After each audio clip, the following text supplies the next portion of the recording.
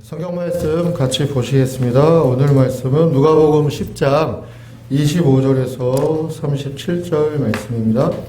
목사님 말씀 듣도록 하겠습니다. 우리는 살아가면서 늘 내 편, 남의 편을 잘 가르길 원합니다. 제가 이제 요즘 우리 사회를 보면서 안타깝고 이제 슬픈 것들은 우리 사회가 특별히 굉장히 갈등이 심한 사회가 되어 있습니다. 특별히 그 정치적인 이념 때문에 어느 시대 때보다 양극화가 굉장히 심해졌어요. 그전에는 진보 보수가 그렇게까지 갈라지거나 양극화된 그런 현상이 심하지 않았는데 어느 때부터인지 모르겠는데 그게 너무 심해졌습니다. 그런데 제가 이제 더 마음 아픈 것은 그런 이념적인 거나 여러 가지 갈등이 있는 가운데서도 그런 원인이 되는 중심에 누가 있냐? 기독교인들. 특별히 기독교인들 가운데도 보수적 성경을 하나님의 말씀으로 믿는 보수 기독교인들이 있다는 것 때문에 제가 굉장히 마음이 아픕니다. 근데 그 보수 기독교인들이 그 갈등을 부추기고 심화시키는 중심에 서 있는 건 나름대로 실제 신앙적인 이유가 있습니다. 예를 들면 동성애 반대, 진보정당이 정권 잡으면 그 차별금지법 같은 게 제정이 돼가지고 이제 우리가 이제 성경에 위반되는 그런 것이 나올 수 있다. 뭐 여러 가지 얘기를 통해가지고 신앙적인 이유 때문에 진보정당이 정권을 극렬하게 반대하고 미워하고 혐오합니다. 또 반대로 진보정당은 또 그 반대급부로 보수 쪽을 미워해요. 그러니까 더군다나 요즘은 유튜브 알고리즘 때문에 이게 심각한 문제인데 그게 이제 이념 문제뿐만 아니라 사람이 굉장히 편협성들이 강해져 가요. 이 알고리즘 때문에. 근데 이제 그런 종교 신앙적인 이유 때문에 그 양극화가 심화된다는 이 중심에 기독교가 서 있다는 사실 때문에 굉장히 마음이 아픕니다. 저는 성경을 보고 연구하면서 그게 아니라는 사실을 알고 있거든요. 근데 그럼에도 불구하고 이 노예 목사님이랑 얘기해 보면은 그런 생각을 가지신 분이 많아요. 이분은 정말 하나님을 위해서 그래요. 우리 보수를 위하는 게 하나님을 위해서 맞아요. 그런데 과연 우리 주님께서 어느 날 이렇게 양극화된 서로 반대 진영에 대해서 혐오하고 미워하는 이런 걸 기뻐하실까? 우리는 그게 하나님 때문에 그렇게 한다고 생각하지만 그걸 기뻐하실까? 생각할 필요가 있다는 얘기예요. 사실 오늘 본문이 거기에 대한 중요한 메시지를 우리에게 던져주고 있습니다. 그리고 오늘 본문을 보면서 우리가 갖고 있었던 착각, 그 다음에 오류, 이게 꼭 정치적인 이념뿐만 아니라 우리의 일상생활 가운데서도 우리가 이웃에 대하여 또 내 편, 네 편이라는 개념을 가지고 얼마나 살아왔나 이걸 좀 생각하고 우리 자신을 좀 뭔가 수정할 필요가 있다는 것을 우리가 한번 살펴보기 원합니다. 오늘 본문은 우리가 잘 알고 있는 선한 사마리아인의 비유입니다. 사실 성경의 표현은 선하단 말이 안 나오고 있지만은 우리가 그렇게 붙인 겁니다. 그래서 우리는 이제 이런 거를 예수 안 믿는 사람은 너무 잘 알고 이걸 흔히 어떻게 생각하죠? 선한 사마리아인과 같이 사람들한테 친절을 베푸며 살아가자, 사랑을 베풀며 살아가자, 뭐 이렇게 적용을 많이 합니다. 물론 표면적으로 그 얘기가 맞긴 하지만은 오늘 본문은 그거보다 더 깊은 어떤 뜻들을 내포하고 있습니다. 그걸 이제 살펴봐야만 됩니다. 오늘 선한 사마리아의 이 비유 얘기는 사실은 여기 자체가 핵심이 아니라 이 비유를 들게 된 배경이 있었죠. 그 배경이 뭐죠? 예수님과 함께 있고 설교를 듣던 어떤 율법학자, 율법교사가 있었습니다. 율법교사가 예수님께 질문을 하는 것으로서 이 본문이 시작이 됩니다. 근데 그 율법교사가 무슨 질문을 합니까? 무엇을 해야 영생을 얻겠습니까? 라는 질문으로 시작이 돼서 거기서 주고받고 하다가 예수님이 그 사람에게 준 질문에 대한 답을 주기 위한 과정에서 선한 사마리아 비유 얘기가 등장을 하는 겁니다. 그래서 우리가 그 전의 배경도 살펴봐야 됩니다. 이 율법교사라는 건 일단은 오늘날 말하면 신학자 같은 사람이에요. 그 당시에 많은 종교 지도자들이 있었지만은 성경을 더 깊이 연구하는 신학자, 목사 가운데서도 성경을 깊이 아는 사람, 잘하는 사람이에요. 근데 이 사람이 예수님께 질문을 하는 겁니다. 질문의 내용은 뭐죠? 무엇을 해야 영생을 얻으리까? 여러분, 이런 질문을 누구나 하는 게 아닙니다. 오늘날 가운데서 이렇게 다니다 보면 무엇을 해 영생을 얻으니까 제가 그전에 택시하고 대리하면서 그 질문을 하는 사람이 많지가 않아요. 그런 질문을 하는 사람은 그래도 딱 복음을 전하면 받아들일 가능성이 있는 사람들이에요. 무슨 얘기냐? 인생에 대한 진지한 태도를 갖고 있는 사람이에요. 인생에 대한 진지한 태도가 없는 사람 그런 관심 없어요. 어떻게 하면 더 많이 먹고 살아, 어떻게 하면 돈을 덜 버느냐, 어떻게 하면 더 좋은데 놀러 가느냐, 이런 데만 온통 관심이 있지, 무엇을 내 영생 관심 없어요. 근데 이 율법 교사가 영생에 대해 관심이 있다는 얘기는 적어도 인생에 대하여 진지한 태도를 갖고 살아가는, 아무렇게나 막 살아가는 돼지같이 살아가는 사람은 아니다, 그 얘기예요. 그런데 무엇을 해야 영생을 얻을까라는 이 질문 속에서 우리가 알 수 있는 건 뭐냐? 이 사람은 영생이라는 거를 인간이 어떤 걸 행해야만 할 수 있는 걸 알고 있구나 라는 걸 이제 알 수가 있습니다. 유대인의 전통적인 사고방식, 그런 사고방식으로 갖고 있다는 걸 알 수가 있습니다. 자, 근데 이 사람이 질문하게 된 의도를 살펴보면은 이 사람이 질문하게 된 그 속에서 더 깊은 걸 알 수 있는데 뭐냐? 이 사람이 예수님을 시험하여 이르되, 이렇게 얘기해요. 그죠? 그러니까 이게 시험한다는 얘기 뭐냐면 이 사람의 직업이 신학자, 성경을 잘 아는 사람이었기 때문에 적어도 여기 예수님을 따라다니면서 설교를 듣고 있는 상황이란 말이에요.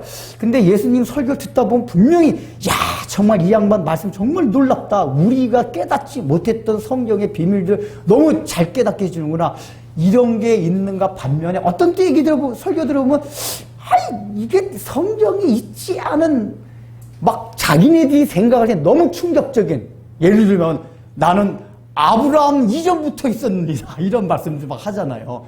저 개상방칙한 말씀도 가끔가다 하신단 말이에요. 성경에 벗어나, 구약성에 벗어나는 것 같은. 이걸 이제 알고 있었기 때문에 영생에 대한 것도 이 사람은 사실은 답을 알고 있은 거예요. 왜냐하면 구약성경에 영생에 대해서 하나님 해주신 말씀이 있어요. 뒤에 말씀이에요. 알고 있었지만은 예수님도 과연 구약성경에 나온 대로 이걸 답을 해줄까? 이걸 의도를 가지고 물어본 거예요. 그게 시험할 일이 되란 말이에요. 그래서 보면 이렇게 질문했는데 예수님이 이 질문에 대한 답뿐만 아니라 계속 질문이 바뀌어가는데 한 번도 질문의 답을 그대로 해주시지 않습니다. 이 질문에 대해서도 예수님께서 어떻게 말씀해 주시죠? 율법에, 구약성경에 뭐라고 돼 있느냐라고 되물으세요. 답을 안 해주시고 다시 질문을 던지십니다. 이 얘기는 뭐냐? 예수님께서 그 율법 교사의 의도를 아신 거예요. 그러니까 이 사람이 얘기를 해요. 성경에 어떻게 돼 있다고요? 내 마음을 다하고 뜻을 다하고, 우리가 맨날 끝날 때마다 낭독하는 십계명 마지막 부분, 이걸 한단 말이에요. 내 마음을 다하고 뜻을 다하고 정성을 다하여 하나님을 사랑하고 그와 같이 내 이웃을 사랑하라 하였습니다. 정답이에요. 사실은 구약성경에는 사실 하나님께서 이스라엘 백성이 요구했던 것이 그렇게 살기를 요구하셨어요. 그렇게 사는 자가 나의 자녀고 나의 백성이라는 요구를 하셨단 말이에요. 그러니까 이게 신약 시대에 와서 예수님을 믿어야 구원받아, 이런 우리가 개념을 알게 된 것이 이 당시 구약 시대 때는 사실은 이대로 이걸 지켜야지, 하나님을 사랑하고 이웃을 사랑해야만 나의 백성이고 나의 자녀다. 실제로 하나님께서 그렇게 말씀하셨어요. 이건 이 율법교사 대답을 잘한 거예요. 그러니까 예수님께서 옳도다. 그냥 성경에 이렇게 돼 있기 때문에 네 말이 맞다 그랬어요. 그러니까 예수님도 사실은 그 기뻐하신 거예요. 그런데 그러면서 그럼 그렇게 살아라 그랬단 말이에요. 그러니까 이 사람이 거기에 대해서 또 다시 반문을 합니다. 무슨 반문을 하죠? 그러면은 내 이웃이 누굽니까? 라고 물어봐요. 그러니까 여기 있던 신명기의 말씀 가운데서 목숨을 다하고 뜻을 다하고 정성을 다하 하나님을 사랑하라, 이거는 너무 확실하게 하고 있는 거예요. 그리고 그 다음에 그와 같이 내 이웃을 내 몸과 같이 사랑하라 했는데, 요거에 대해서는 여러 가지 여지가 있어요. 그래서 예수님께 탁 던져본 거예요. 그러면 선생님, 이웃이 누굽니까? 이 의도가 뭐냐? 구약성경 레위기서에서도 그렇게 하나님께서 말씀하셨고, 유대인들의 전통적인 사고방식으로 갖고 있는 이웃의 범주가 있었어요. 이웃의 범주는 뭐냐? 적어도 다른 고대 민족의 이방인보다 나아요. 그래도 유대인들은 자기 가족을 넘어서 자기 동족, 여호와 하나님을 창조주로 믿는 하나님의 백성들은 다 이웃이라는 범주에 다 넣었어요. 실제로 레위기서에서 그렇게 명령하셨고, 그러니까 적어도 그 동족들은 자기 몸과 같이 사랑해야 된다는 개념을 갖고 있었어요.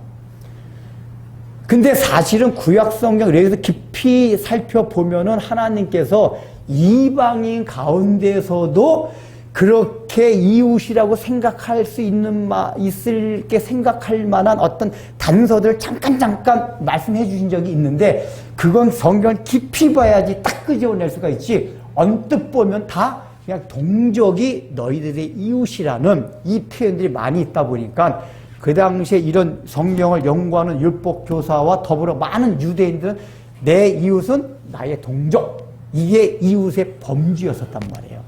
근데 여기 이 사람이 뭐 자기를 옳게 보이려고 이 질문을 했다고 했잖아요. 29절에. 이 얘기 뭐냐면은 이 사람의 생각은, 선생님, 제 하나님을 당연히 이렇게 사랑했을 뿐만 아니라 제 이웃, 이 사람이 생각하는 이웃은 누구요? 자기 동족인 이스라엘 백성, 여호와 하나님을 같이 믿는 이스라엘 백성은 내가 그렇게 사랑했습니다. 그 얘기예요. 나는 영생 받을 자격이 있다. 그 얘기란 말이에요. 자신만만한, 옳게 보려고 뭐냐면 적어도 자기가 이 기준에 정한 이웃은 다 사랑했다. 그 얘기예요. 근데 여러분, 이 질문 가운데 굉장히 중요한 또 다른 면이 있습니다.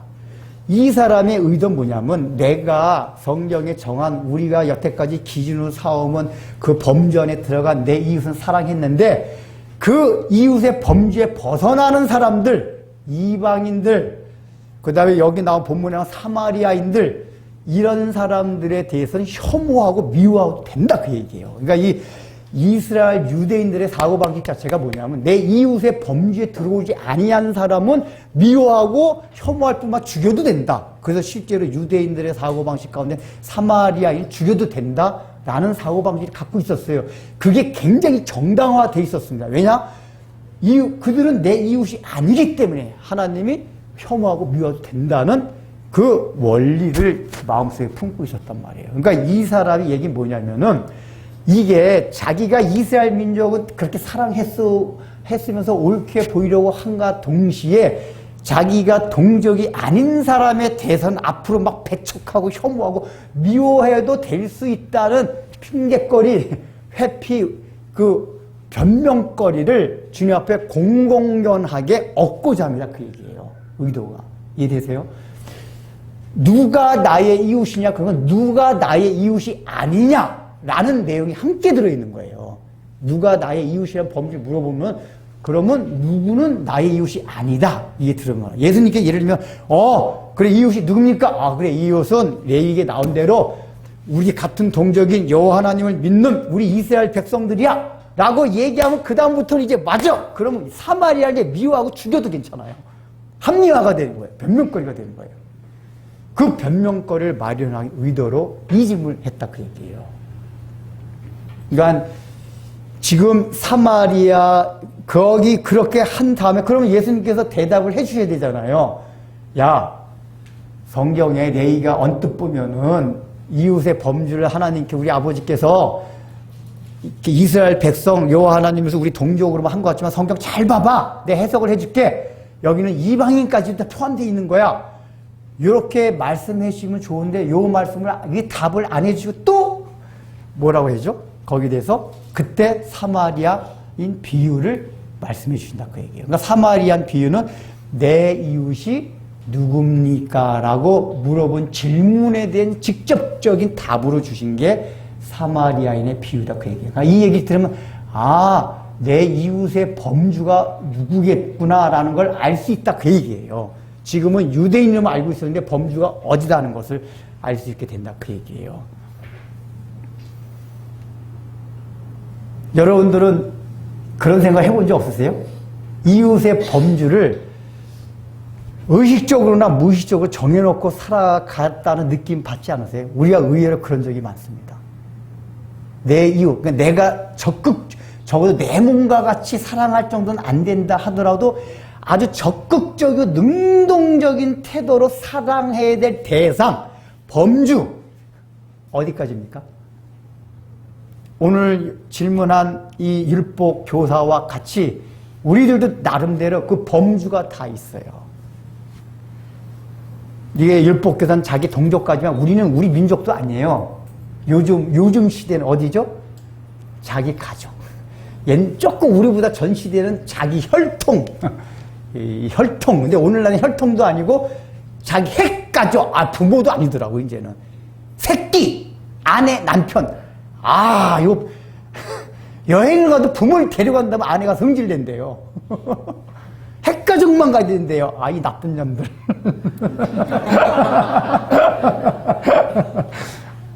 나쁜 년이에요, 사실.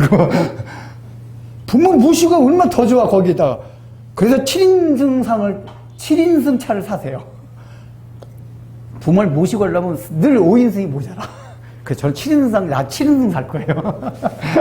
근데 어쨌든, 근데 주로 이게 가족이란 말이에요. 근데 우리는 더 좁아졌어요. 그 나머지에 대해서는 내가 적극적으로 사랑해야 될, 베풀어야 될 이웃의 범죄에 넣지 않아요. 이런 우리가 먼저 생각해 보셔야 돼요. 그러니까, 그리고 그 나머지 사람에 대해서는 배척하고 미워하고, 그다음 무관심해도 돼요. 아까 우리 한 집사가 기도할 때 캄보디아가 얘기했지만은, 우린 물론 그걸 마음 아파하다 그랬지만은, 정말 우리가 이 사회 속에서 일어나는 그런 내 가족, 나와 내 가족이 아닌 그런 일들에 대해서 정말 내 가족이 이런같이 마음 아파하고 관심 갖고 그렇습니까? 우리 예수 믿는 사람들 안 그래요. 그래서 한 집사가 그 기도할 때, 저 한 집사가 저 생각, 캄보디아 이렇게 많이 하더라고, 내용이. 내용이 많어. 저 관심을 많이 갖고 있구나. 그 아픔을 갖고 있구나. 우리가 많은 사람이 안 그래요. 정치가들이 하는 건 자기 직업상이기 때문에 자기가 그 직업 아니면 안 그래요. 그리고 여러분 주위에서 내 가족이 아닌 사람 가운데서도 정말 어려움을, 경제적으로나 건강으로 어려움을 당하고 있는 사람들에 대해서 아픈 마음, 동정 어린 마음, 불쌍한 마음을 갖고 그들에게 관심을 갖고 다가가고 있습니까? 우리 대부분 잘 안 그래요. 예수 믿음에도 불구하고 주변에 있는 사람에 대한 그 사랑과 긍휼과 관심을 갖고 있지 않아요. 물론 또 우리들 가운데 많은 사람들은 자기 가족 아닌 사람에 대해서도 관심을 가지고 사랑을 베풀려 하는 사람이 있지만은 많이들 안 그렇다 그 얘기예요. 그런 우리들에게 예수님이 선한 사마리아인의 비유를 들려주고 있는 겁니다. 이 내용을 우리가 너무 잘 알고 있어요. 얘기할 필요가 없습니다. 자, 그런데 선한 사마리아 비유를 하고 나서 예수님의 말씀이 질문이 바뀌어요. 자, 36절 읽어보겠습니다. 시작. 36절 시작.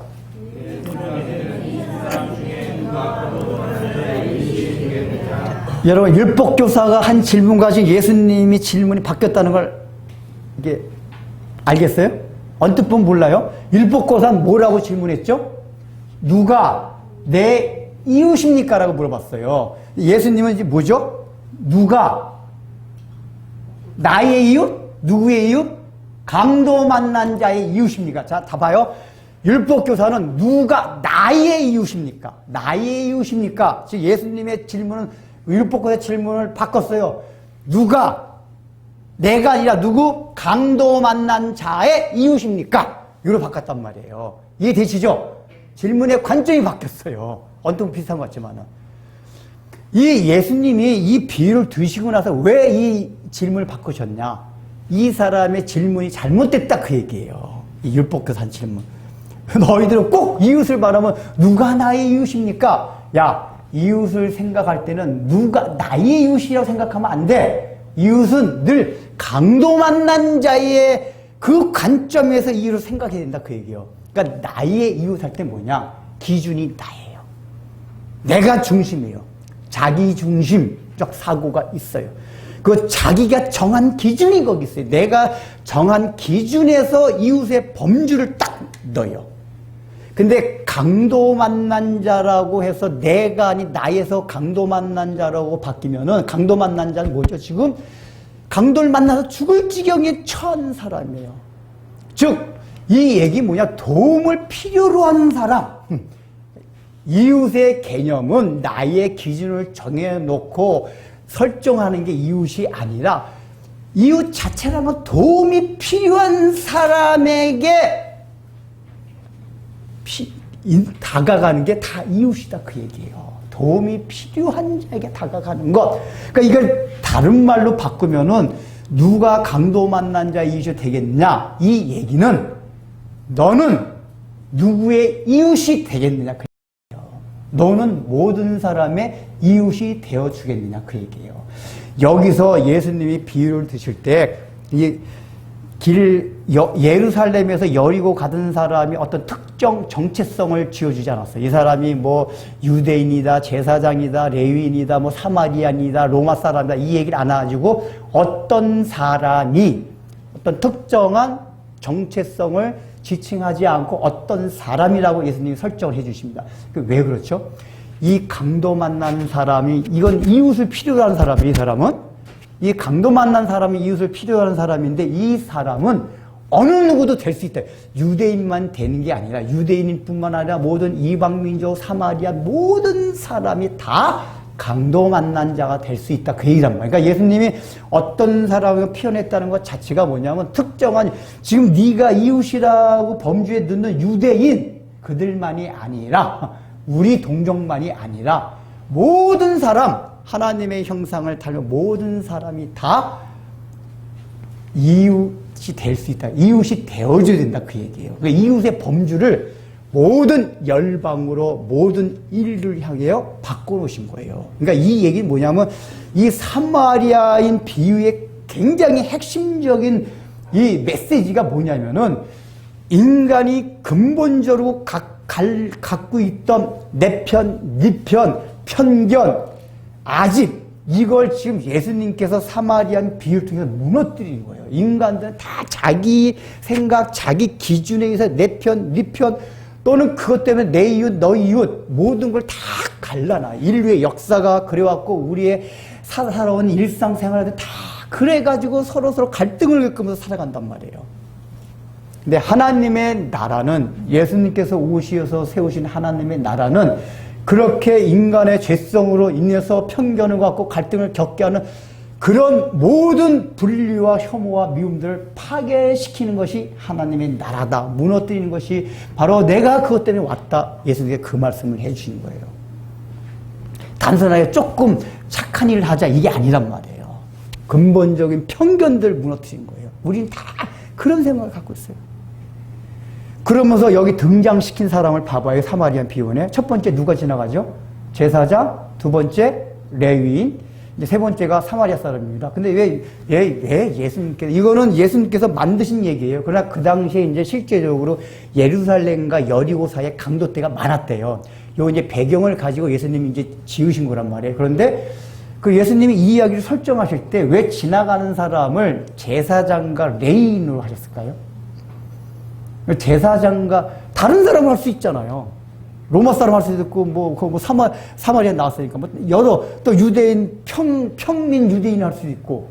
근데 첫 번째가 제사장, 두 번째가 레위인이었어요. 왜 그랬을까요? 제사장, 레위인 떠오른 특징이 뭐죠? 가장 종교적이었던 사람이에요. 제사장이 첫 번째 더 종교적이고 레위인은 제사장보다 조금 덜 종교적이지만 굉장히 종교적이었다. 두 번째는 그 당시에 재정일체의 사회이기 때문에 가장 종교적인 제사장과 레위인들은 사회적으로도 사람들로부터 칭송을 받는 나름대로 교양이 있고 학식이 있고 하이레벨급에 속하는 층이 제사장, 레위였단 말이에요. 그러니까 예수님께서는 지금 그 사람들이 갖는 그 특성을 좀 대변하기 위해서 이 사람을 등장시킨 거예요.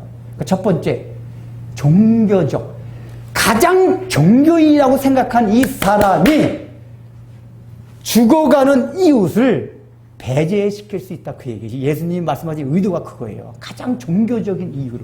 자, 실제적으로 예수님께서 여기 비유 안에서는 왜 제사장과 레위인이 강도 만나서 죽어가는 사람을 그냥 피해서 갔는지에 대한 이유는 밝히지 않습니다. 그리고 사마리아인이 간 것만 밝히세요. 그 이유가 뭐죠? 불쌍히 여겨. 사마리아인이 그 강도 만난 자를 이렇게 가까이 간 거는 불쌍히 여겨 이유가 나와요, 표현이. 그러나 제사장과 레위인이 그 강도 만난 자를 피해간 이유는 예수님이 말씀하시지 않습니다. 왜 그랬을까요? 그 어떤 이유도 그거를 피해갈 수 있는 이유가 될 수 없다, 그 얘기예요. 예. 한두 가지 들어버리면 그게 피해갈 수 있는 이유구나 그랬지만은 그 어떤 이유도 이 죽어가는 강도 맞는 사람을 피해갈 수 있는 이유가 될 수 없다, 명분이 될 수 없다, 그 얘기란 말이에요. 우리 하나님의 형상을 입은 사람은, 더구나 믿는 사람들은 반드시 죽어가고 고통받고 있는 사람을 지나치면 안 된다. 거기에 대해 어떤 명분으로도 합리적인 이유도 되면 안 된다, 그 얘기예요. 살펴야 된다, 그 얘기란 말이에요. 근데 우리 자꾸만 이유를 대요. 제가 못 살필 이유가 있거든요.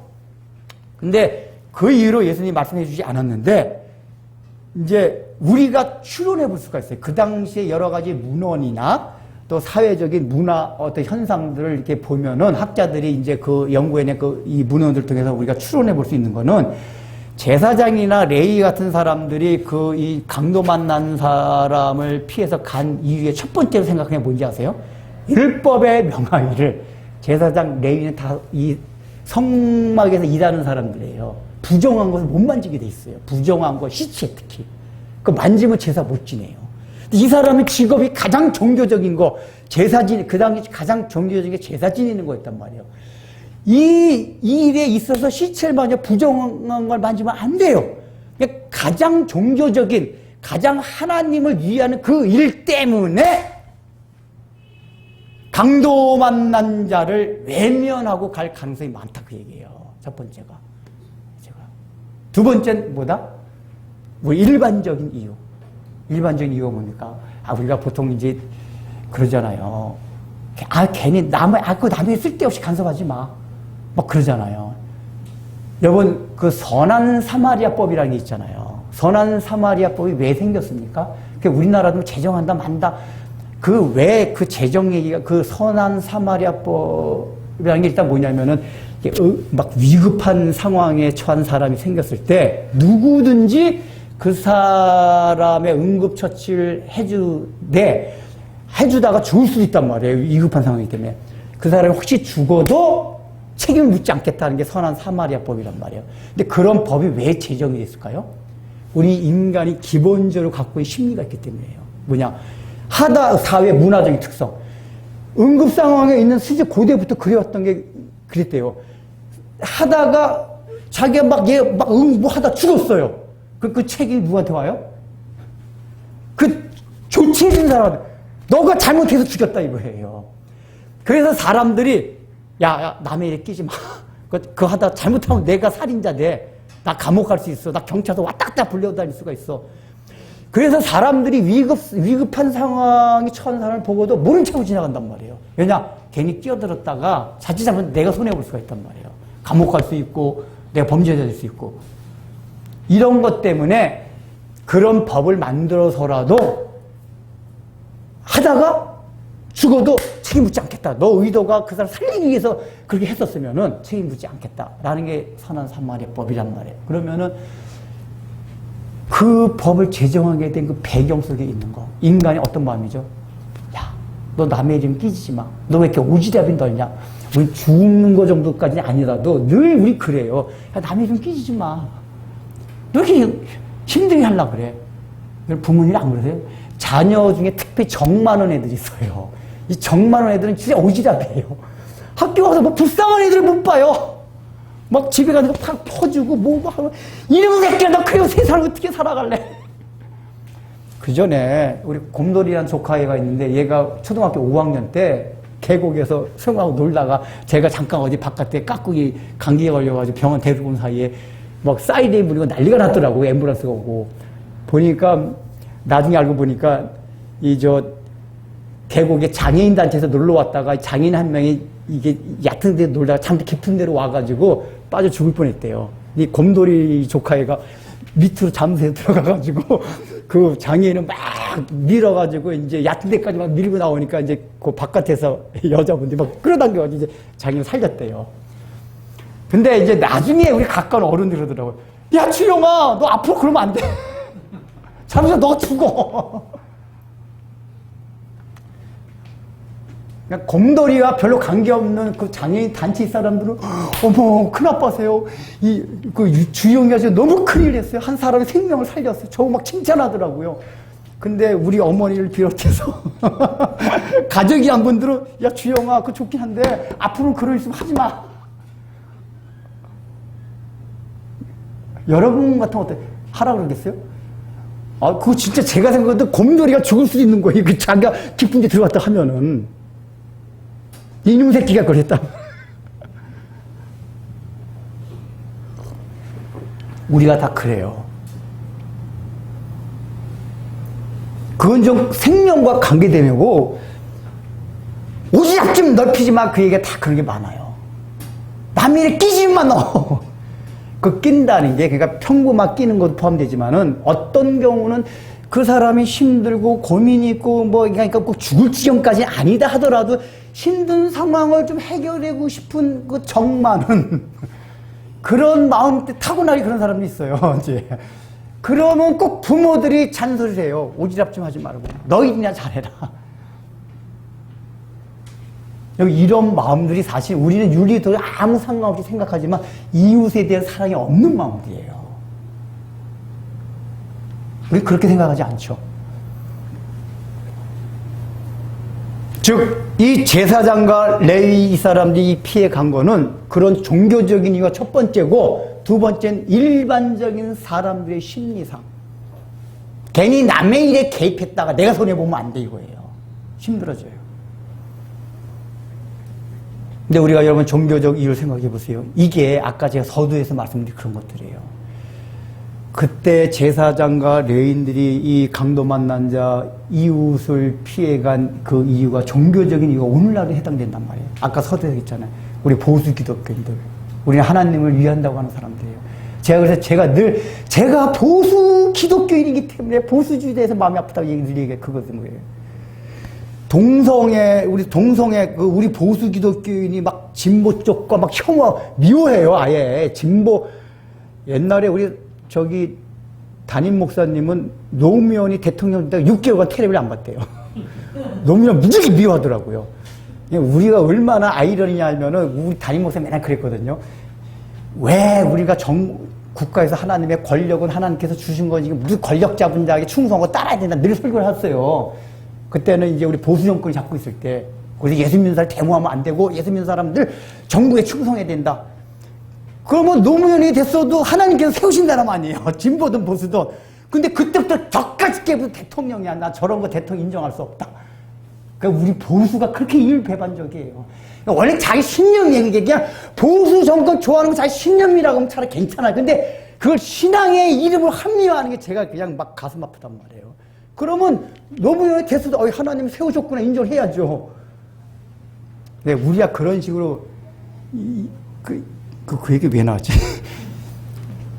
그러니까 이게 뭐냐면은 그 보수가 이게 뭐냐면 그러니까 뭐냐면 이 보수가 되게 하는 게 진보를 미워하고 혐오한 그냥 다 혐오해요. 왜 미워하냐? 저들은 동성애를 찬성한다 그런단 말이에요. 근데 여러분 잘 보면은 이 법들 조항을 잘 보면 뭐냐면 동성애 자체에 대해서 반대하는 게 있고 동성애자에 대한 구분을 해야 돼요. 근데 제가 많은 목사님들과 그거 반대하시는 분, 뭐 태극기 집회 나가시는 분, 목사님, 노예도 많이 계세요. 얘기해보면은, 이분들이 보면은 동성애 자체, 당연히 성경, 우리 보수 예수 믿는 사람들은 동성애는 죄악이다 선포해야 돼요. 죄악입니다, 그거는. 그러나, 동성애자는 우리의 이웃이란 말이에요. 동성애자는 우리가 긍휼히 여겨야 될 대상이에요. 그 사람들은 차별하면 안 돼요. 동성애 자체에 대해서는 죄악을 선포해야 되지만은 동성애자 그들은 우리 이웃이에요.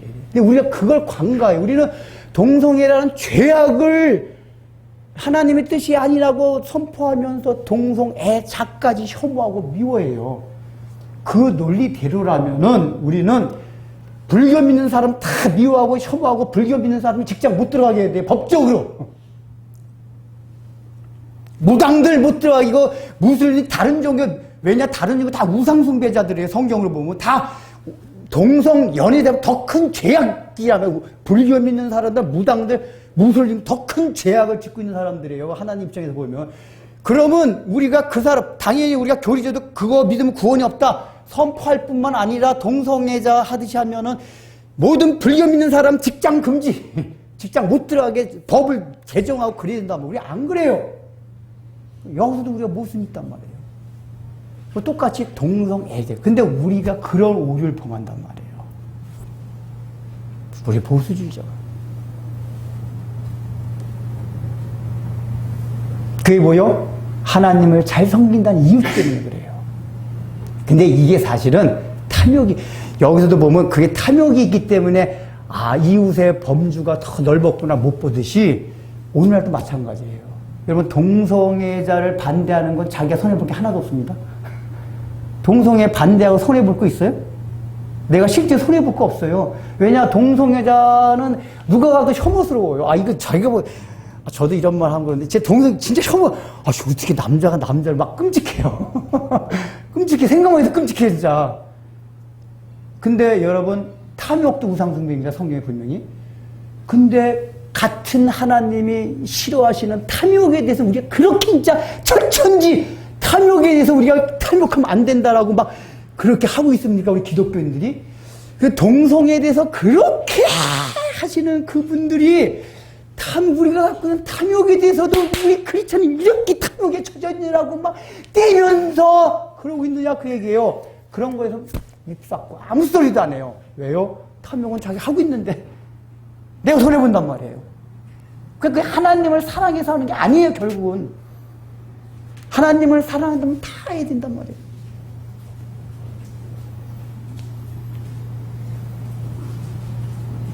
그 종교적인 이유가 하나님을 이해한다는 것 때문에 굉장히 강해요.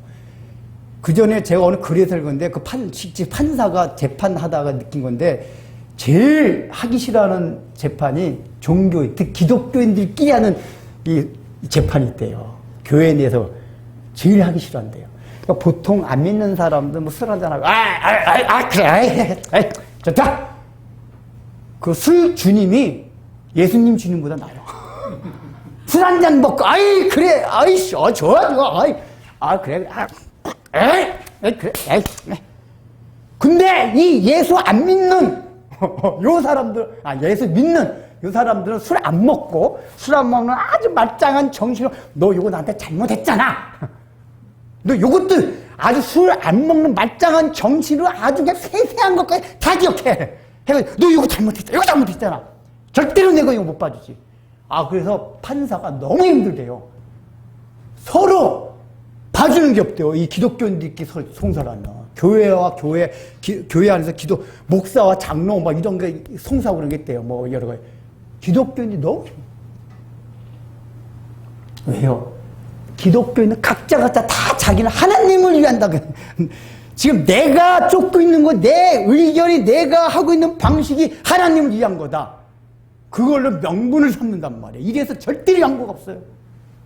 더 약간 양심해져요. 그 상대방을 향해 더 혐오하고 미워한단 말이에요. 여러분 이게 우리들 가운데도 은근히 많이 있다고 얘기해요. 우리가 오늘날 그리고 거창하게 뭐 정치적이 아닌 일상생활 가운데서도 종교적인 이유로 제가 그 전에 아주 오래 청년 때 누구 가까이 아는 사람이 얘기를 들었는데 결혼을 한다고 하는데 여자가 술집 여자였대요. 제가 속으로 어떻게 생각했어요? 어떻게 술집 여자랑 결혼하냐? 그랬거든요. 제가 술집 여자랑 결혼한다 할 때 어떤 이유로 그랬을까요? 종교적인 이유예요. 저는 술 마셔본 적도 대본 적도 없어요. 담배 피워본 적도 없어요. 술집에 가본 적도 없어요. 그러니까 어릴 때부터 경건하게 자란 분위기에서 술집 하면 아이고 더러운 더럽고 막 이런 이미지가 그게 일반적인 이유가 아니라 저한테는 종교적 신앙적 이유예요. 그 경건하게 맨날 산에 가서 기도하고 이런 이 경건한 삶의 이 패턴들이 오히려 방탕하게 살던 사람들은 그 아무렇지도 않게 해가지고 뭐 술집 여자 결혼할 수도 있지. 그러더라고요. 근데 저한테 아니 어떻게 술집 여자랑 결혼을 해? 근데 제가 나중에 택시 야간 신대원 다닐 때 야간에 택시 있다 그랬잖아요. 그거 한번 깨졌어요. 실제 룸살롱 이게 여자들 많이 탔는데 그리고 가끔가다 머리 막 노랗게 물들이고 막 보라 저 그런 것도 막 혐오했거든요. 머리 노랗게 물들이고 외모가 이상한 거 있잖아요. 막 이런 막 혐오했었어요 옛날에 진짜.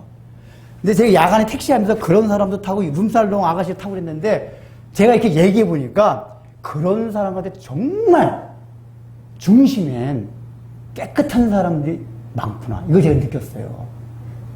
말짱 이 사회에서 교양 있고 도덕적이라고 권력도 있고 뭐 학식 있다고 하는 사람들이 온갖 더러운 게 많은데 사실은 우리가 그냥 지저분하다고 생각하는 술집 여자 그냥 머리는 어디 이상하게 막 그냥 보라색 뭐 이상한 물 들이고 이 외모가 이상하게 보이는 내가 혐오했던 이 사람들 가운데 실제 얘기해보면 중심은 정말 깨끗한 사람이구나.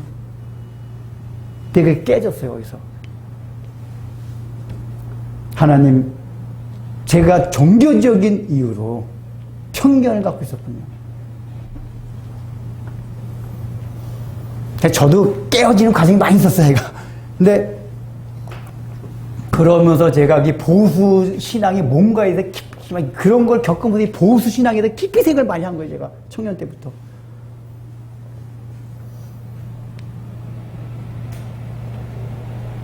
술집 여자도 우리가 긍휼을 베풀어야 될 이웃이란 말이에요.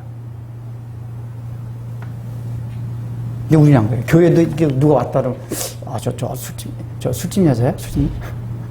쟤 조폭이야?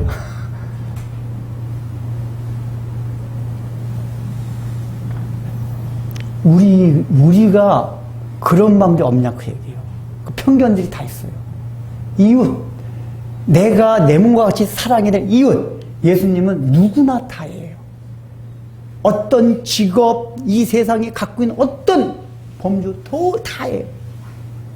근데 우리는 과연 그러냐 그 얘기예요.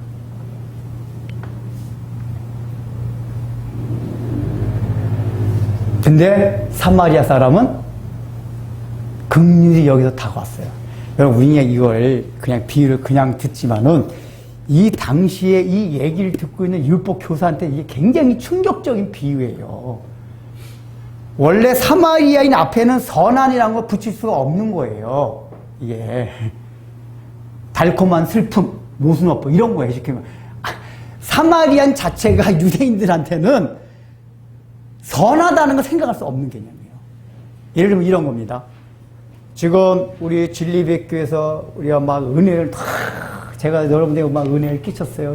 주일날 설교하고 이웃을 사랑합시다. 이 유목사가 이제 끝나고 나서 저 별내에 볼일이 있어가지고 별내에 당곡에 넘어가고 있었습니다. 당곡에 넘어가다가 강도 만나 다 죽어가는 사람을 봤어요. 근데 제가 이렇게 이웃을 사랑하고 설교해놓고도 모른 척하고 지나갔어요. 나 바빴어요. 지금 빨리 저쪽 가가지고 또 누구 안전모시사 빨리 가서 만나봐야 되죠. 그럼 빨리 만나야 되는데 지금 내가 그래도 신방해야 되는데 지금 내가 목사로서 신방 빨리 해야 되는데 그러고서 그 눈으로 쓱 지나갔어요. 나중에 생각. 그다음 우리 김 장로님이 또 들리에서 또 지나갔어요. 지나가다가 그 강도 만난 사람 봤어요. 죽은 사람. 나 집에 가서 빨리 할 일이 있어. 집에. 별내가 집이잖아. 별내. 저 집인데. 그거 쏙 지나갔어요. 근데 세 번째 누가 지나갔느냐? 무슬림이 지나갔어요. 무당이 지나갔어요. 무당, 동성연애자가 지나갔어요. 이 사람은 그 강도만 죽어간 사람을 가서 보살피고 백병원 데려갔어요. 내려와가지고. 힘들어. 택시 잡아가지고 백병원 데려갔어요. 이 얘기 들을 때 우리 생각에는 유목사님들하고 김장룡 지나간 세 번째 한 집사 정도가 지나간다. 그래서 해줬다 그러면 우리한테 좀 설득력이 있고 그래 아유 목사님 장로님이지만 좀 그렇고 우리 그래 우리 진리리 교회 가운데 우리 윤광주 집사님이 가셨다. 이러면 좀 그래도 들릴만해요. 근데 이게 뜬금없이 어디 무당? 무슬림? 우리가 혐오하는 동성연애자? 이런 것들이 이런 이 비유란 말이야. 그걸 우리가 듣게 된다면 아니 비유를 두셔도 그렇지. 근데 그런 사람이 그거 했다고 어차피 실제 일어난 일은 아니잖아요. 지금 율법 교사가 그런 거란 말이에요. 선생님 참 비유를 두셔도 그렇지 설정 무슨 거기 선한 마리아인이 왜 나와? 그냥 평민 유대인이라고 했으면 얼마나 좋아요. 제사장이나 레위하는 일반 유대인들 그렇게 해도 받아줄만 할 텐데 자기네들이 가장 혐오스럽게 생각하고 죽여도 된다고 생각할 정도로 더럽게 생각하는 사마리아인이 딱 등장을 해서 강도 만난 사람의 이웃이 되어준단 말이에요. 괜히 충격했을 거예요.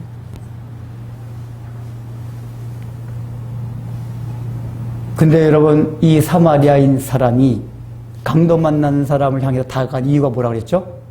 불쌍히 여겨. 딱 그거 하네요. 불쌍히 여겨. 이유가 그거예요. 근데 여러분 불쌍히 여긴다는 이 단어가 이 복음서 가운데 12번이 나와요. 근데 다 똑같은 단어예요. 근데 오늘 본문 빼놓고는 다 어떤 용례 속에서 쓰여졌냐? 하나님이 우리를 대하는 태도. 하나님이 우리를 불쌍히 여기시다. 대표적인 게 탕자 비유 있잖아요. 탕자 비유 가운데서 그 아버지가 돌아간 탕자가 돌아올 때 그 아들을 측은히 여기다가 이 똑같은 단어란 말이에요. 단어가 다 인간 대 인간에서 태도에서 나온 게 아니라 하나님이 탕자된 우리들을 죄인들을 대할 때 나온 태도가 불쌍히 여기다 그 얘기예요. 그러니까 이 얘기는 뭐냐? 이게 사실은 이 비유가 궁극적으로 예수님께서 뭘 말씀해 주시긴다 하는 것을 이 본문의 단어에서 보여주고 있는 거예요. 이 사마리아인은 사실 누구다? 예수님이다 그 얘기예요.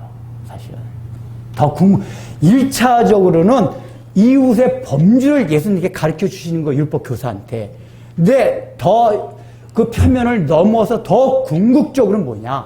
이 사마리아인이 예수님이다 그 얘기예요. 자, 여러분 우리가 이걸 알기 위해서 마지막 37절 읽어보겠습니다. 시작. 이르되 자비를 베푼 자니이다. 예수께서 이르시되 가서 너도 이와 같이 하라. 자, 이제 마지막에 예수님이 결론을 이걸 해주셔. 너도 이와 같이 하라. 이 얘기 뭐죠? 너도 이제 이웃이란 범주를 유대인한 동족만 생각하지 말고 사마리아인과 같이 모든 인류에게 너희들이 혐오했던 그런 모든 불의의 대상도 다 너희들의 이웃이다라고 생각하고 그들이 어느 누구라도 고통을 당하고 힘들어하고 있으면 그들의 친구가 되고 이웃이 되고 그들을 돌봐줘라. 그렇게 하라 그 얘기잖아요. 그럼 봐봐요. 아까 첫 번째 질문이 뭐라고 했죠? 무엇을 하여야 영생을 얻으리까로 이 본문이 시작이 됐어요. 그러면 거기에 대한 답이 뭐가 돼요? 너도 그와 같이 하라. 그럼 어떻게 해야 돼요? 우리도 주변에 범주를 가리지 않고 내 이웃이라고 생각하고 사랑을 베풀고 관심과 돌봄을 주고 이렇게 하면 영생을 얻는 겁니까? 아니죠. 우리는 알고 있어요. 답을. 예수님의 지금 답이 이상하잖아요. 이렇게 하라. 지금 본문 첫 번째 원래 주어진 게 영생을 무엇을 해야. 근데 마지막에 너도 그와 같이 하라.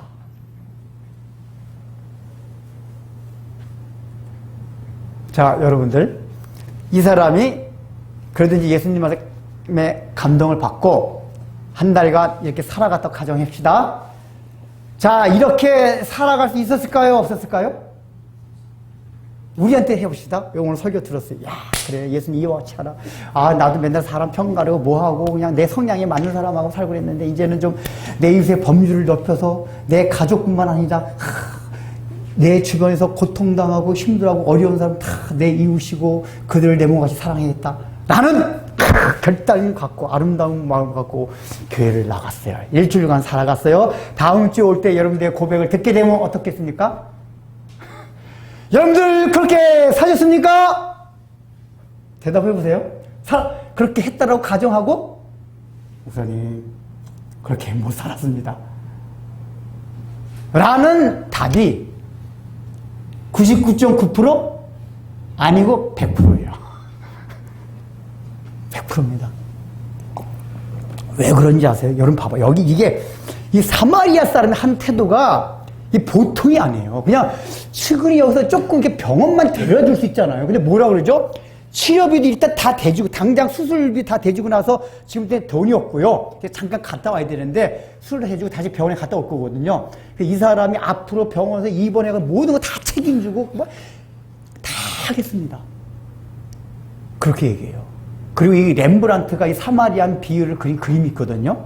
렘브란트 화가 알죠? 네덜 화가 있는데 이 사람이 선한 사마리아 비유를 그린 그림이 있는데 참 재밌는 게 있냐면은 그 병원의 그 창문에서 어떤 여자가 이 사마리아인이 강도 만난 자를 낙에 태우고 이제 온 걸 보는 모습이 나와요. 근데 이 여자가 기부인이에요. 렘브란트가 그 그림에서 말하고 했던 게 뭐냐?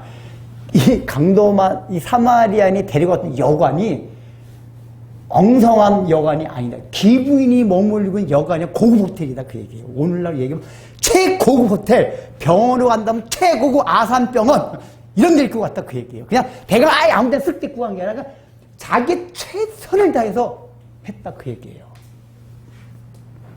그 렘브란트가 이 성경의 내용 굉장히 직실 잘한 거예요. 그 그림이 나타낸 게. 그 창문에서 귀족부인 이렇게 내다보고 있는 게. 그러니까 그렇게 최선을 다 했다. 근데 여러분 이게 삶 가운데서 이 율법상 놔두고 우리라면 이게 가능할 것 같아요? 우리가 어느 정도의 사랑은 베풀 수가 있어요. 근데 여기 사마리아인과 같이 이렇게 또 이것뿐만 아니라 또 갔다 와서 다시 들러가지고 다 이 사람이 완쾌되니까 이게 다 책임지고 할 테니까 다 했어요? 이거 거의 못해요. 왜요? 우리 아까 얘기했잖아요. 누가 하려고 그러면 일단은 남이 막아요. 부모가 막아요. 아내가 막아요. 남편이 막아요. 너 미쳤냐?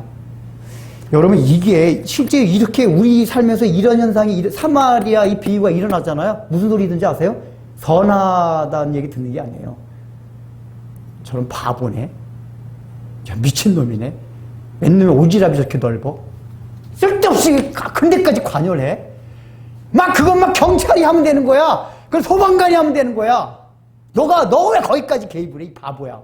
너희 공부나 하지, 새끼야. 너희 할 일이나 해야지. 우리 다 이래요. 안 그럽니까, 우리가? 다 이래요. 그러니까 이게 우리 현실 가운데 절대로 일어날 수 없는 일들이에요. 근데 예수님은 그와 같이 하라. 같이 하라, 이래요. 그러면은 이 얘기가 뭐냐? 예수님은 이미 이 율법 고사가 그와 같이 못할 걸 알고 계세요. 인간의 본성으로는 이와 같이 할 수가 없어요. 이게 우리가 마태복음 강의하면서 산상수훈 할 때 얘기해요.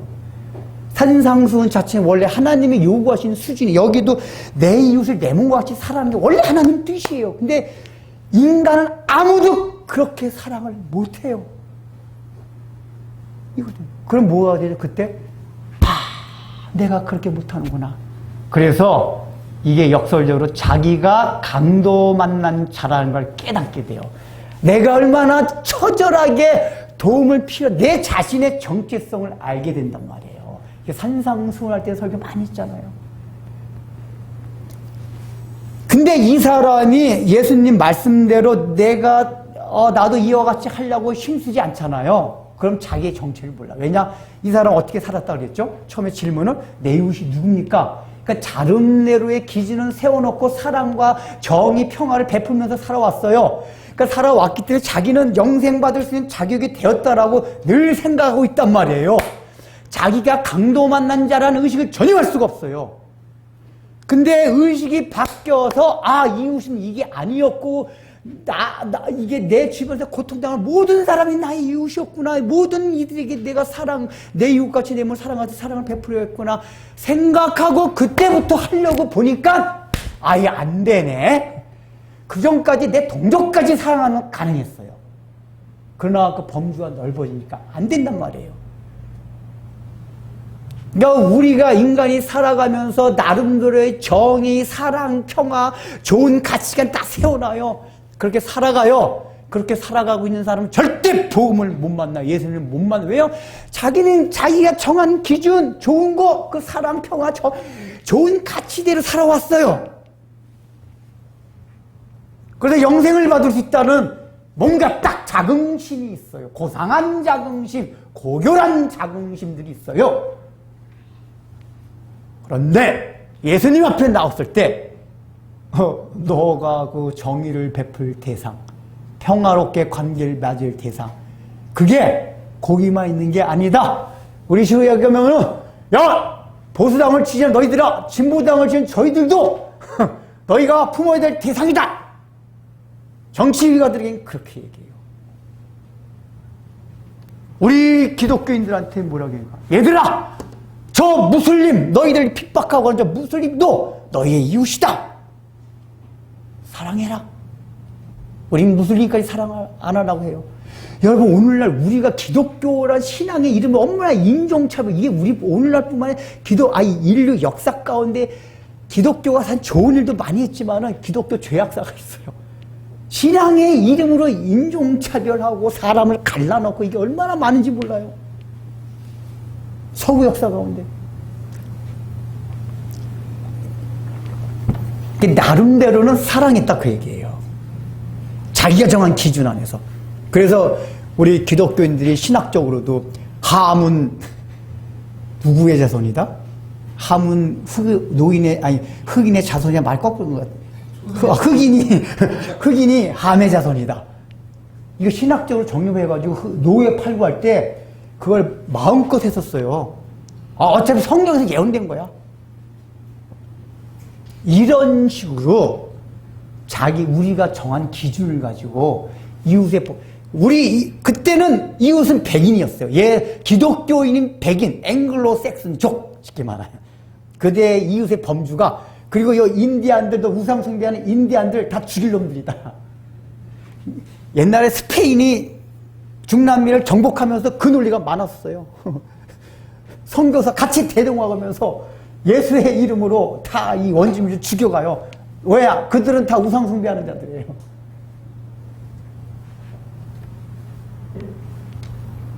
그때 이웃은 기독교를 믿는 백인들, 이것만 이웃이었어요. 근데 그것도 우리가 만들어 놓은 편견과 자기 기준이란 말이에요.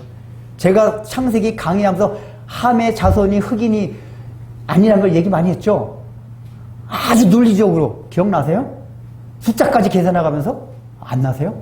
다시 한번 더 해야 되나? 그 함과 야벳과 또 하나 누구지? 셈. 얘기하면서 저희 쫙 얘기를 했잖아요. 그 숫자까지 막 계산해가지고 수학적으로. 근데 우리는 언뜻 성경을 보면서 그걸 합리화시킨단 말이에요. 그래서 우리 기독교를 먼저 받아들인 우리 유럽, 서구 사회들이 그런 걸 잘못했단 말이에요. 오늘날도 우리가 그럴 수 있단 말이에요. 그리고 여러분들 우리가 교회 안에서 봐봐요. 여러분들의 이웃이 누굽니까? 저는 저 성향 안 맞는 사람하고는요 절대로 못 사귀. 이런 사람도 있어요.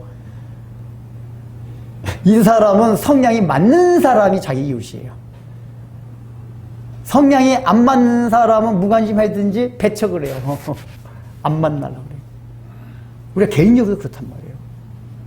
우리가 교회 안에서는 어느 누구를 막론하고 다 같이 우린 이웃이 돼야 돼요. 그러니까 내가 볼 때 우리 교회 안에서조차 다 이웃이 안 돼 있어요. 저 사람은 성향이 안 맞아요. 저 사람 너무 내성적이라서요. 내성적이면 외향적인 자기가 다가가면 되죠. 저 내성적인 사람이 강도 만난 사람이에요. 그건 내가 다가가면, 외향적인 내가 다가가면 돼요.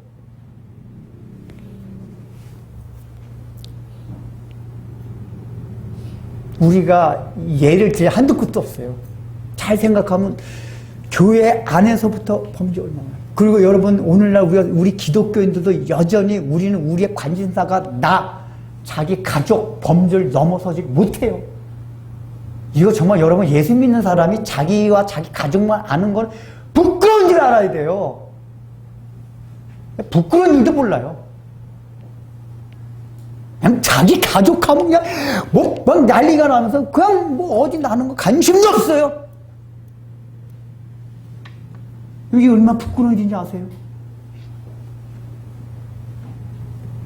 그리고 자기가 합리화되는 거 자기가 정한 기준에서 그래도요 저는요 우리 교회 안에서 어디 우리 교도소 방문하는데 가가지고 같이 가서 봉사활동 했어요. 요런 거를 위안 삼아요. 조금 선한 일 하는 거. 근본적인 그런 건 고치려고 그러지 않고 요번에 우리 봉사활동 있는데 장애인 활동 가서 뭐 했거든요. 하고 요번에 거기다 헌금도 했고요. 뭐 봉사활동도 하고요. 나름대로 정한 기준을 가지고 남 좀 도와주고 하는 거 요런 걸로 그냥 생색만 내요. 위안을 받아요. 내 할 일을 했다. 예수님이 말씀하신 건 너 할 일이 아니다. 그 너 할 일이 그 다 한 게 아니다. 그 얘기예요. 범죄를 넓혀라. 너 주변 가족을 넘어서서 너와 너 가족을 넘어서서 고통을 당하고 지금 실험하고 있는 사람들이 있느냐. 그들에게 다가가라. 그들에게 구체적으로 필요한 것들을 공급해주라. 그 얘기예요. 우리 말만 하는 게 아니에요. 실제적으로 그들에게 다가가서 뭐가 필요한지를 보고 도와줘야 된다. 그 얘기예요. 나와 내 가족만이 아니다.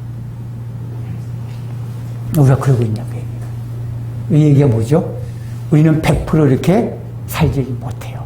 그래 우리가 이게 하다 보면 예수님 저 정말 예수님의 은혜가 아니면 이렇게 살아갈 수 없습니다. 원래는 구약대로 따지면 이렇게 살아야만 구원받는 겁니다. 근데 아무도 이렇게 못 살아요. 그래서 거기에 항복 저 이렇게 못 삽니다. 그때 바로 그래서 내가 너를 위해서 대신 죽었다. 내가 너 대신 이 모든 율법을 다 지켰다. 하나님을 사랑하고 이웃을 내 몸과 같이 사랑한 그 율법을 너희들을 위하여 죽음으로 내가 그 율법을 다 완성했다. 너희는 나를 믿으면 된다. 이거란 말이에요. 그리고 믿음을 받아들이는 거예요. 이해되십니까? 그러니까 사마리아의 비유의 궁극은 뭐냐? 예수 믿으라고 얘기해요. 우리가 이 사마리아 비유 얘기할 때 여러분 우리 이제 신학교나 이런 데서 이게 풍류적 해석이 알레고리컬 해석이라고 해서 사마리아인이 예수님이고 주막은 교회고 기름은 성령이고 뭐 동전 두입은 구약 신약이고 이걸 알레고리컬한 이제 해석이라고 그래요. 이런 거 절대 못하게 해요. 옛날에 우리 부흥강사 목사님 이런 걸 많이 했거든요. 성경은 문맥, 근데 이제 우리가 신학교에서 배우는 건 문맥에 따라서, 그거 맞아요. 성경은 첫 번째 문맥에 따라서 봐야 되거든요. 근데 왜 옛날에 부흥강사 목사님들이 풍의적 해석을 했냐면은 초대교회 교부들 가운데 이 사마리아 비유를 가지고 풍의적 해석을 많이 했어요. 어거스틴이라든지 막 이런 사람들이. 근데 그 사람들이 그냥 풍의적 해석을 한 게 아니라 그냥 뜬금없이 그냥 공식 대입하지, 예수님, 사마리안 예수님, 주막은 교회 이렇게 대입한 게 아니고, 문맥을 깊이 살펴보다 보니까, 사마리아인이 예수님 역할을 알게 된 거예요. 그게 아까 뭐였죠? 불쌍히 여기다 단어가 뭐라고 했어요? 복음서에서 다? 하나님이 우리를 대할 때 쓰는 단어가 이 단어란 말이에요. 그러니까, 실제 문맥을 더 깊이 연구해 보니까, 1차적으로는, 너희가 이렇게 이웃의 범주를 넓혀가지고 다 사랑해라. 이거였는데 더 깊이 들어가 보니까 문맥 가운데 나타나는 게 이 사마리아가 예수님이었구나. 그 예수님을 받아들여라. 그걸 알게 된단 말이야. 자, 그러면 우리는 율법고사가 아니라 이미 예수를 믿은 사람들입니다. 그럼 이 마지막 말씀을 어떻게 적용해야 됩니까? 누가 강도 만나는 이유 되겠냐? 너도 같이 이와 같이 하라. 우리 예수님을 믿었어요. 예수님의 사랑을 받은 자예요. 예수님이 강도 만나가지고 죽게 된 우리들을 찾아오셔서 자기의 모든 것을 내주고 우리들을 치료해 주셔서 살려주셨어요. 그러면 우리들이 할 일이 뭐죠? 우리들도 이와 같이 이제 예수님을 믿었기 때문에 예수님이 우리에게 한 그와 같이 우리들도 다른 사람에게 그와 같이 행하며 살아가자 그 얘기예요. 예수님이 언제 사람 편견하고 갈라놓고 저기 하셨습니까? 그 당시에 가장 편견에 사로잡힌 세리와 창기들도 늘 끌어안고 그들을 사랑하셨어요. 그러면 오늘 우리들도 예수님과 같이 이제 예수님을 믿었어요. 이제는 믿었으니까 그와 같이 살아가자 그 얘기예요.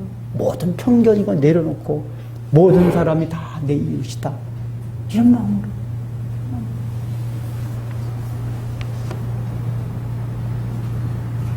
마지막 읽고 끝내겠습니다. 38절, 36절 읽고 끝내겠습니다. 37절 갖게 읽겠습니다. 시작. 이르되 자패를 베푼 자나이다. 예수께서 이르시되 가서 너도 이와 같이 하라 하시니라. 아멘. 당신의 목숨을 다하여 당신의 마음을 당신의 뜻을 다하여 우리를 사랑하고 우리를 섬겨주신 주님의 자리를 잊지 않고 기억합니다.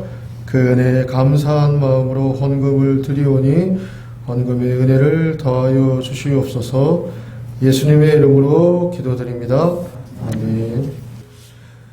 이제는 우리 주 예수 그리스도의 은혜와 하나님의 사랑하심과 성령의 동행하며 은혜 허락하여 주심이 내 이웃을 내 기준에 입각해서 정하지 않고 모든 하나님이 사랑하시는 존재들, 하나님이 창조하신 존재들이 내 이웃임을 깨달아서 나의 이기심을 내려놓고 나의 편견을 내려놓고 강도 만난 자가 오히려 나였음을 깨달아서 예수 안에서 참된 섬김과 사랑을 실천할 것을 다시 한번 깨닫고 마음에 다짐하고 머리 숙인 진리의 빛 교회 성도님들의 믿음 삶 위에 이제로부터 영원토록 함께 있을지어다.